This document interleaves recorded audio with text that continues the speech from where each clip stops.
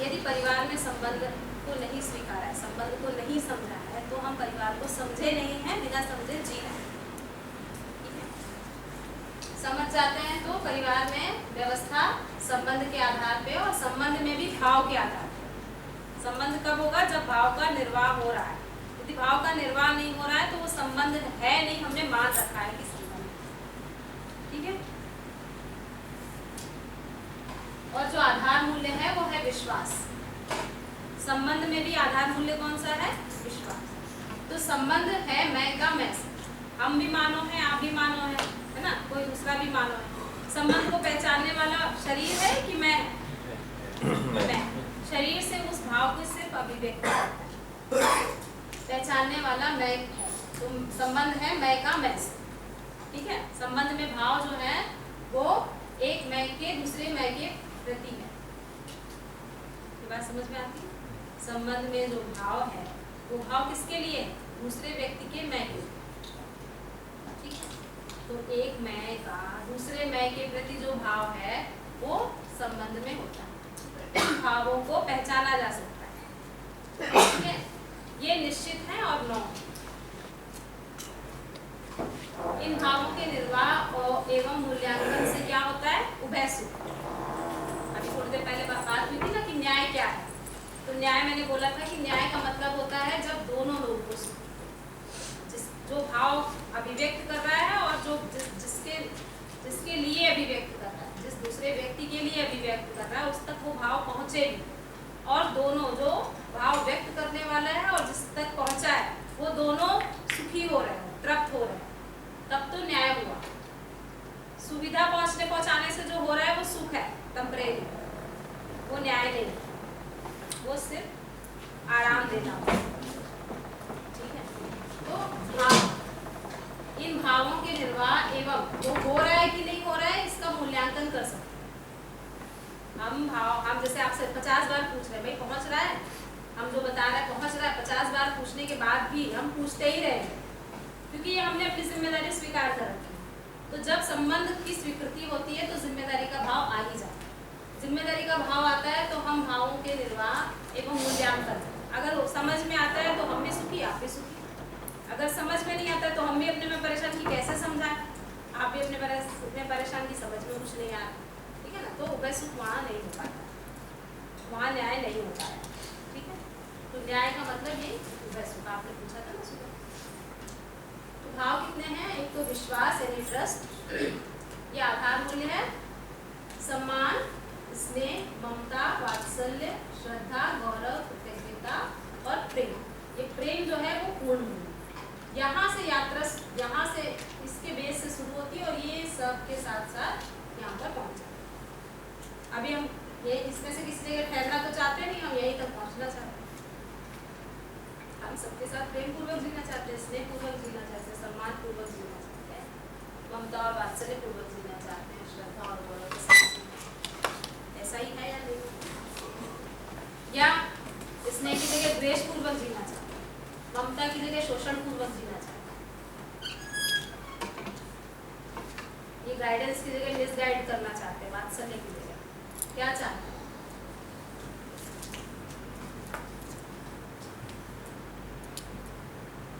देख लीजिए, क्या ये भाव में सहज स्वीकार है? तो जो 9 भाव लिखे हैं, क्या ये सहज स्वीकार है? जब हम इन भावों में जी रहे होते हैं तो क्या हम सुखी होते हैं? इसको जांच के देखिए। इसके से कोई प्रश्न मत करो।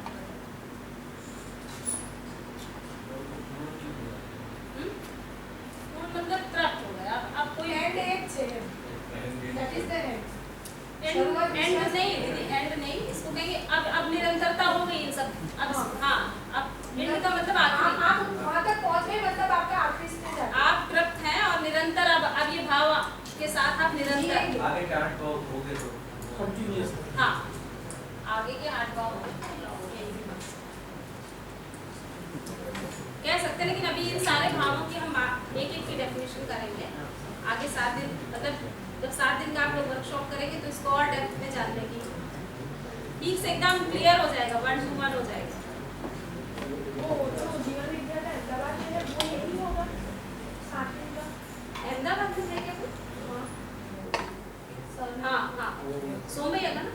सोमदेव त्यागी जी का। हाँ त्यागी। हाँ, इस तरह की भी हो सकती है इससे, और मतलब बात तो इसी बेस पे है, लेकिन ठीक से डेप्थ पे नहीं, जो आप बोल रहे हो 7 डेज का अटेंड करोगे तो मतलब वही 7 डेज की बात है, क्योंकि जो खेमा में होगा वही और ये होगा, उसमें कोई अंतर नहीं होगा, सिर्फ प्रबोधक अलग। हाँ, सिर्फ प्रबोधक कंटेंट तो सिर्फ सारा सहस्त्रवाद का ही है।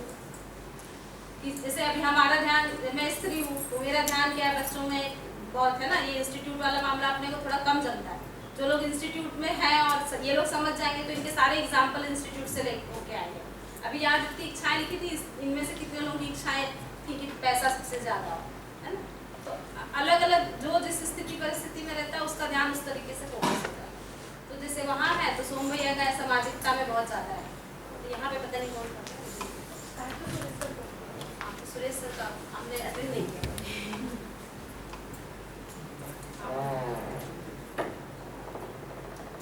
है कोई इसमें से? मैम आपको जो बात है ना कि थर्ड नंबर वाला फोर्थ नंबर स्नेह, ममता, वात्सल्य और प्रेम चारों एक दूसरे के सिनोनिम ही है, तो उसमें थोड़ा नहीं, डिफरेंस सिनोनिम नहीं है ना। सिमिलैरिटी मुझे तो दिख रही है, क्योंकि हाँ, स्नेह दिखा रहे हो तो एक indirectly you are seeking for the love. ये है कि स्नेह होगा तो ममता और वात्सल्य होगा ही, जिसको हाँ, लेकिन स्नेह अलग इसको आप एक डिफाइन करके देख सकते हैं। जब तक स्नेह नहीं हुआ, यानी कि अभी हम इसको आगे खोलेंगे, स्नेह का मतलब होता है दूसरे को संबंधी के भाव में स्वीकार। अब संबंधी के भाव में हम तभी स्वीकार करेंगे जब हम मैं से मैं को देखें। अभी हम शरीर से शरीर को देखें तो स्नेह पूर्वक जी रहे हैं कि द्वेष पूर्वक जी रहे हैं, ये समझने का मुद्दा है।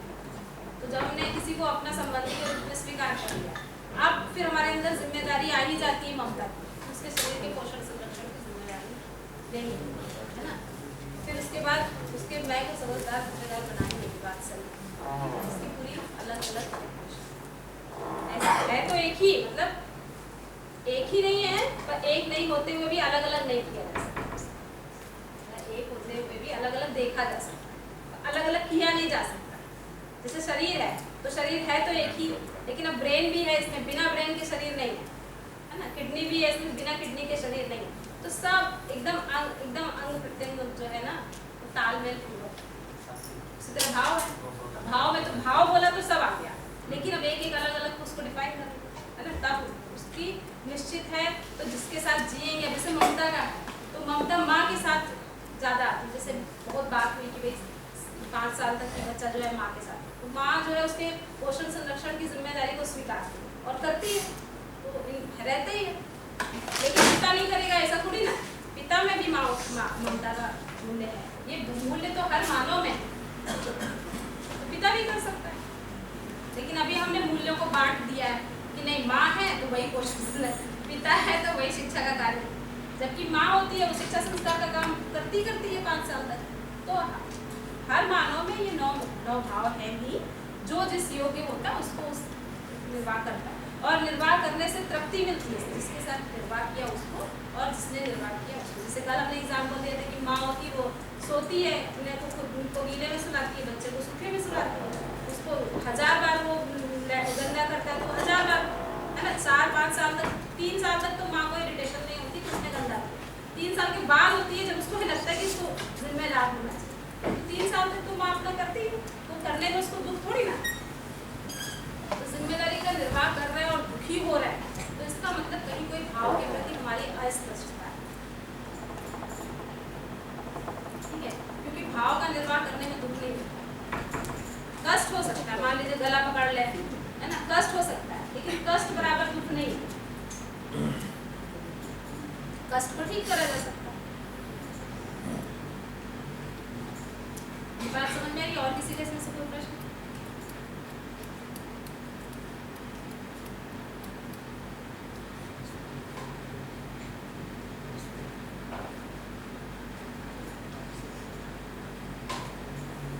सोचिए आप लोग,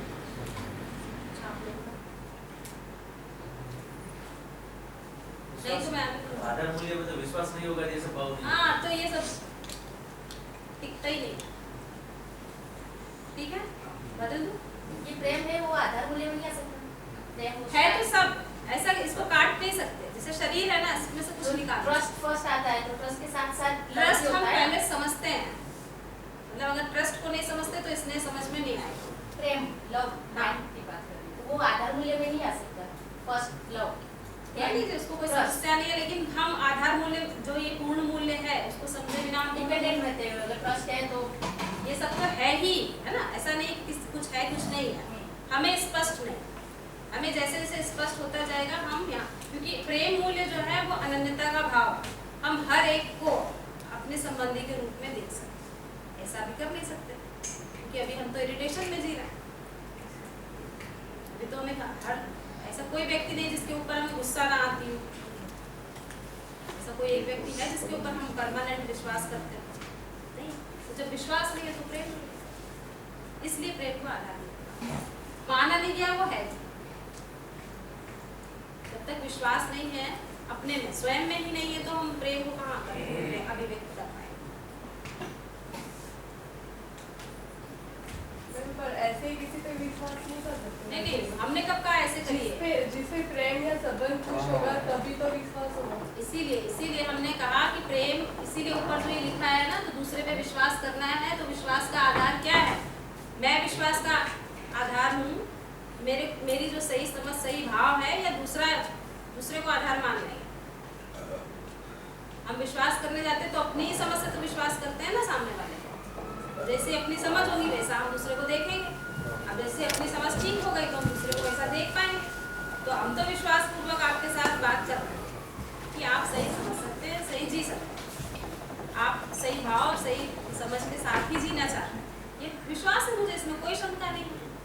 हाँ, क्या बच्ची बात, अभी समझने समझाने का कार्यक्रम चल रहा है, समझने में हम अपनी भी योग्यता बढ़ाएंगे, आपकी भी योग्यता पे ध्यान दिला सकते हैं कि आप इसको यहाँ ऐसे देख लीजिए, ऐसे आप इसको कर लीजिए, देखिए हो सकता है कि नहीं हो सकता है, ये तो है, लेकिन इससे मेरा कोई विश्वास में कोई कमी आ जाती है, ऐसा नहीं, ठीक है ना। तो विश्वास का अर्थ होता है आश्वस्त, स्वयं में विश्वास होता है और परस्परता में हम आश्वस्त हैं। विश्वास कहाँ होता है, स्वयं में, आश्वस्ति कहाँ होती है, परस्परता, जब हम जीने जाते हैं तो स्वयं में विश्वास का आधार है सहज स्वीकृति, जैसे हमने पहले बात करी, तो सहज स्वीकृति के आधार पे जब हम अपने आप को पहचानते हैं तो हमें स्वयं में विश्वास होता है। अब उस विश्वास के साथ जब हम परस्परता में जीने जाते हैं तो हमें दूसरे के प्रति आश्वस्ति होती है। बात समझ में आई जो आप प्रश्न कर रहे हैं, हम दूसरे पे ऐसे ही विश्वास नहीं कर सकते, स्वयं में विश्वास के आधार पे हम दूसरे से आश्वस्त हो सकते हैं। और आश्वस्ति कब होती है, जब दूसरा मेरे सुख समृद्धि के अर्थ में है, ऐसा स्पष्ट होता है। दूसरा मुझे दुखी करने आ रहा है या दरिद्र बना देगा, है ना, अगर ऐसा दिखता है तो हमें आश्वस्ति नहीं होती, क्योंकि हम तो सुखपूर्वक जीना चाहते हैं। अब दूसरा में, जैसे अभी सुबह बात हुई थी, सब तो हमें दुखी करना चाहते हैं, तो सब दुखी करना चाहते हैं या हम दुखी हो रहे हैं क्योंकि हमें स्वयं में विश्वास है। आप सब लोग हमें दुखी करने के लिए प्रश्न पूछेंगे। अगर हम ये मान लें कैसे लोग हैं, 10 बार बता चुके हैं, समझने ही नहीं चाहते हैं, तो दुखी करना, बिल्कुल दुखी कर दिया इन लोगों ने, ऐसा सोच लें तो ऐसा तो नहीं है ना। आप सब लोग मेरे सुख के अर्थ में हैं, क्यों कि मैं आप लोगों के साथ शेयरिंग कर रही हूँ, आप लोग समाज में हैं, समाज के लोग हैं, परिवार के साथ हमने इस बात को करके देख लिया, अभी समाज के साथ सर्वेक्षण कर रहे हैं, जो हमें समझ में आया है, जिसको हमने परिवार में जी के देखा है, क्या वो सभी समाज के लोगों को स्वीकृत है। अगर ऐसा दिख जाता है तो ये प्रस्ताव मेरे लिए सही है कि नहीं। तो आप सब हमारे सुख और समृद्धि के अर्थ में,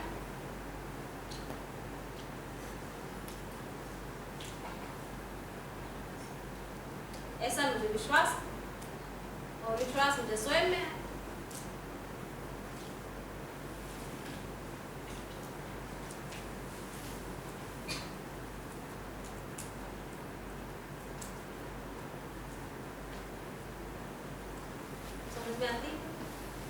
कोई डाउट? जैसे ही हमें ये अपने में आश्वस्ति होती है कि दूसरा मेरे सुख और समृद्धि के अर्थ में है, ये स्पष्ट होता है, तो इसका अर्थ है कि मैं विश्वास पूर्वक जी पा रही हूँ। दूसरे पर मुझे विश्वास है कि दूसरा मुझे सुखी करने के लिए बात कर रहा है। जितना आप प्रश्न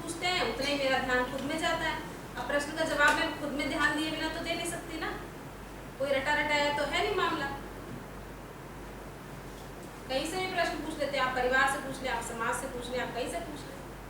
तो हम अगर स्वयं में ध्यान नहीं देंगे तो हम नहीं जवाब दे पाएंगे, हम कंफ्यूजन में चले जाएंगे। कंफ्यूजन ही अंतर्द्वंद है, स्पष्टता ही विश्वास है। ठीक है, ठीक है, आप लोगों को समझ में आ रहा है? शिवांगी, आपको समझ में आ रहा है? थोड़ी देर उसको बंद करो।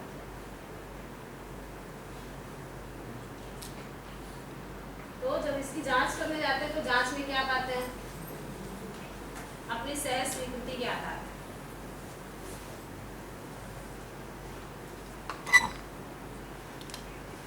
जरूरी बात है क्या? नहीं रिपीट करना चाहता हूँ कुछ। नहीं मैं बोल रहा था अंतर्द्वंद और मैं भूल गया अंतर्द्वंद क्या होता है? हमसे पूछिए आप डायरेक्ट, वो कहीं पे ध्यान दे रहे होंगे ना। नहीं सो रहे थे जगा रहा था ना मैं नहीं, जगाने मुझे का बता तरीका- दो ना कि ये सो रहा है। नहीं, मुझे ऐसा लगा। मैं बोल रहा था ऐसे किसी पे कि ऐसे क्या? नहीं, एक्चुअली ऐसा होता है ना, वो कहीं ध्यान दे रहे होंगे किसी नहीं बात मैं भी बोला था कि बैक करके वर्ड मुझे सेंटेंस में नहीं, पता करना कहीं और ही पड़ेगा। ध्यान था। मुझसे मुझसे आप लोगों को कोई भी ऐसा है ना, आपस में बात करने से उसका ध्यान, वो आज आए हैं पहली बार, उनको बहुत ध्यान देना पड़ रहा और होगा। मैं आप कुछ लोगों समझ ने, रहा था इसलिए मैं इनको बोला था कि आपने तो पूरा कल टाइम दिया, अब वो आज समझ रहे हैं तो उनको तो बहुत ध्यान देना पड़ रहा होगा। इसीलिए मैं उसको रिपीट कर रही हूँ कि जो लोग नए आए होंगे ध्यान में आ जाए कि कल क्या बात है। जो भी है आप पूछिए ना, आप पूछेंगे तो सबका मनोबल बनेगा पूछने का। हाँ, उसको क्वेश्चन है अंतर्द्वंद क्या है? क्या पूछ रहे थे आप? कोई अंतर्द्वंद क्या होता है? अंतर्द्वंद कंफ्यूजन स्पष्टता नहीं है, सही गलत क्या है ना? अपने में देखिए, हम क्यों हम अंदर से द्विधा होना, अंदर ही अयुद्ध होना, द्वंद यानी युद्ध। और राइट और रॉन्ग में डिसीजन नहीं हो पा रहा है। कुछ नहीं हो हमारे रहा। माइंड में दो हम जैसे- थॉट्स चल रहे हैं, दोनों में से कौन सा सही है कौन सा गलत है। हम जैसा है, Correct. कल हमने ये स्लाइड दिखाई थी ना, मैं जैसा हूँ और जैसा होना चाहता हूँ, जैसा मैं हूँ, जैसा मेरा इच्छा विचार अभी चल रहा है और मैं जैसा करना चाहता हूँ, उसमें बिल्कुल दूरी है, गैप है। अगर जैसा मैं हूँ और जैसा ही होना चाहता हूँ वैसे ही, अगर जैसा मैं हूँ वैसा ही होना चाहता हूँ, उन दोनों में एक संगीत है। मेरा सही समझ सही भाव के साथ जीना मुझे सहज स्वीकार है और मेरी इच्छा विचार आशा भी सही समझ और सही भाव के लिए चल रही है, तो कोई कंफ्यूजन नहीं, तो स्वयं में विश्वास पूर्वक जी रहे है ना। अगर मैं चाहता तो हूँ सही समझ सही भाव की तरह जीना, लेकिन जी नहीं पा रहा हूँ। वही दीदी ने बोला ना, अपनी बेटी को मारने के लिए डंडा उठाया, तो क्या वो सहज स्वीकार है उनको? तो बेटी ने बोला कि मम्मा तुम तो सहज स्वीकृति से कर रही हो जो मुझे मार रही हो। तो बिहेव अलग कर रहे हैं और मान रहे हैं या जीना है सहज स्वीकृति। मैच नहीं हो रहा दोनों। हाँ, वो कंफ्यूजन है। तो वो कंफ्यूजन फैलता है ना, पर जो कि एक व्यक्ति कंफ्यूजन में रहता है तो परिवार में फैलाता है, परिवार में सब फैलाता है ना, मारना पीटना, गुस्सा करना, इरिटेट होना। अब परिवार में अगर दूसरा भी इस तरीके से वर्कशॉप में गुजर चुका है तो ध्यान दिला देता है कि बताओ जरा ये मारना पीटना जो है सहज स्वीकार है, तो अपने को ध्यान में आ जाता है। तो ये दूसरा सहयोगी हो गया ना, मुझे ध्यान सही जीना है, इस तरीके से चलता है। ठीक है ना? तो आप अपने आप से पूछिए अपनी सहज स्वीकृति के आधार पे कि क्या मैं स्वयं को निरंतर सुखी करना चाहता हूँ। इसमें से सारे लोग बैठ के अपने, जितने लोग बैठे हैं सभी लोग आंसर करेंगे अपने अपने।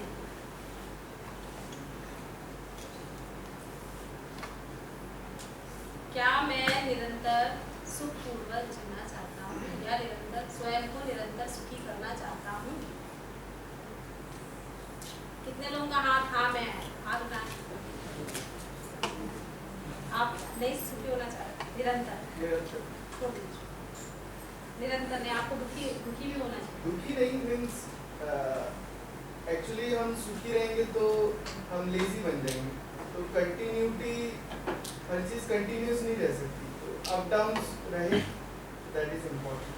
अप डाउन रहे तो मतलब हर चीज कंटिन्यूटी में नहीं रह सकती है, तो अप डाउन रहे। एक्चुअली ह्यूमन नेचर ऐसी है ना, कंफर्ट जोन में कुछ अचीव नहीं कर सकते। कंफर्ट जोन की तो बात ही नहीं है, सहज स्वीकृति के आधार पे जीना कंफर्ट जोन है ही नहीं। ये तो वही होगा ना, कंफर्ट जोन में हम ना ना ना, कंटिन्यूस यही तो बात बस उसका नहीं, बस उससे रिलेट होता है, इससे। तो घूमता है ना। नहीं हाँ, मीन्स ऐसा है कि बाहर की दुनिया बहुत खराब है, अगर मैं ऐसी दोनों एक्सपीरियंस नहीं रहेंगे तो आगे जाकर और बिल्कुल प्रॉब्लम दोनों एक्सपीरियंस तो रहेंगे, दोनों एक्सपीरियंस हैं, तभी तो ये हम इसके लिए प्रयास करेंगे। अभी हमने क्या है, अपना कंफर्ट जोन में आना है, ठीक है, हम इतने में सुखी रहेंगे, हम बाहर जाएंगे नहीं क्योंकि बाहर दुख है। वो भी सुबह भैया बोल रहे थे ना, हम अपना मेडिटेशन करके शांत कर लेंगे, बाहर वाले से इंटरेक्ट ही नहीं करेंगे। तो ये हो गया वो कंफर्ट जोन में जाना। लेकिन हम बाहर वाले से इंटरेक्ट करके उसकी क्या समस्याएं हैं, क्या क्यों इरिटेशन है, उसको संबंधी के रूप में स्वीकारेंगे। तो कंफर्ट जोन का मामला नहीं, अब तो जिम्मेदारी का मामला है। तो जिम्मेदारी से जीना ये कंफर्ट जोन नहीं है। जिम्मेदारी से जीना मतलब हम कुछ स्टेबिलिटी के लिए काम कर रहे हैं। तो कंफर्ट जोन हो तब भी ठीक, बहुत अच्छा, हम ज़्यादा तेजी से काम कर लेंगे। कंफर्ट जोन नहीं हो तो भले हमें कठिन परिश्रम करना पड़े, पर हम उस काम को करेंगे। तो क्योंकि सुख और दुख जो आप बात कर रहे हैं वो यही तक की बात है। यहाँ तो सुख भी रहेगा, दुख भी रहेगा, पर हम चाहते क्या है? वो आपने बात करी कि हो जाएगा तो ऐसा हो जाएगा, वो हो जाएगा, पर आप अपने आप से पूछ के देखिए कि हम क्या कभी थोड़ी देर के लिए भी दुखी रहना चाहते हैं?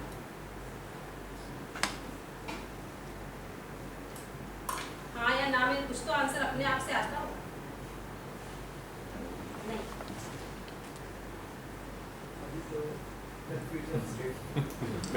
नहीं मैं आपको बताऊं, नहीं, हाँ करवाना है ही नहीं हमें। नहीं हाँ नहीं करना उसको एक एग्जांपल दीदी यहाँ पे आई है, ठीक है, वो कंफर्ट जोन में है कि नहीं, पर वो सुखी तो है, ये मतलब मैं मानती हूँ शायद, क्योंकि मतलब बिल्कुल है। हाँ, क्योंकि उसका काम क्या है, वो कंफर्ट जोन में हो नहीं हो, वो आइडियल नहीं बैठी है। सुख और आइडियलिटी तो अलग है, वो आइडियल नहीं बैठी है, ठीक है, वो सुखी है मतलब कुछ नहीं कर रही है, ऐसा नहीं है। सुख एक अंदर का भाव है और आइडियलिटी एक शरीर की मतलब है।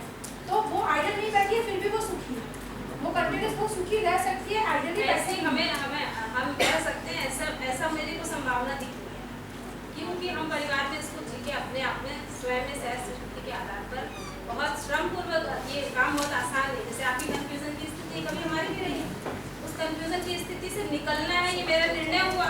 अब कंफ्यूजन की स्थिति से निकलने के लिए हर पल सजग रहना ये आसान काम है, ठीक है, हर पल सजगता में जीना, दूसरे को देखना, दूसरे के से जो प्रभाव आ रहा है उससे कैसे अपने आप को दूर रखते हुए, अपने में जांचते हुए, फिर दूसरे के साथ सही में बहुत ही इंटेंसिटी के साथ अगर हम काम करते हैं तभी ये हो पाता है, अदरवाइज स्किप करना।